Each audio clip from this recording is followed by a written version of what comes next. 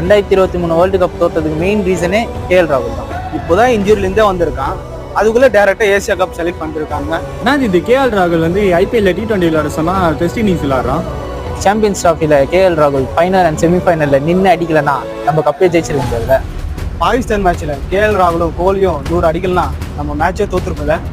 இது டிசியில் கேஎல் ராகுல் நல்லா விளையாடுனா ஜெயிக்கிறானுங்க, நல்லா விளையாடலன்னா தோத்துறானுங்க. அப்போ அவன் மட்டும் தான் கேம் விளையாடுறானா? இந்த மாதிரிலாம் நெகட்டிவாக பேசணும்ல, இந்த மாதிரி பாசிட்டிவாக பேச வச்சான் பார்த்தியா, அங்கேயே தலைவன் கேஎல் ராகுல் ஜெயிச்சிட்டான். 2023 ஏசியா கப் முன்னாடி தலைவனுக்கு இன்ஜுரி தான் ஆச்சே தவிர அவனுக்கு ஃபார்ம் அவுட்டும் ஆகல, கிளாஸும் போகலை. 2023 ஃபைனல் தோற்றதுக்கு காரணமே கேஎல் ராகுல் தான் சொல்கிறீங்களே, ஆனால் அந்த ஃபைனல் வந்ததுக்கு மெயின் ரீசனே கேஎல் ராகுல் தான். ஏன் யாருக்கும் தெரியல. பவுலிங்கை தவிர எல்லா டிபார்ட்மெண்ட்லையும் தலைவன் வந்து கான்ட்ரிபியூட் பண்ணியிருக்கான். விக்கெட் கீப்பிங்கில் அவுட்ஸ்டாண்டிங் கேச்சஸ், பேட்டிங்கில் க்ரூஷியல் ரன்ஸ், எவ்வளோ சக்ஸஸ்ஃபுல் டிஆர்எஸ். ஐபிஎல்ல ஏதோ 2 வருஷம் சரியா ஆடலன்னு தலைவனோட பழைய ரெக்கார்ட்ஸ்லாம் மறந்துடுவீங்க. ஆதிடா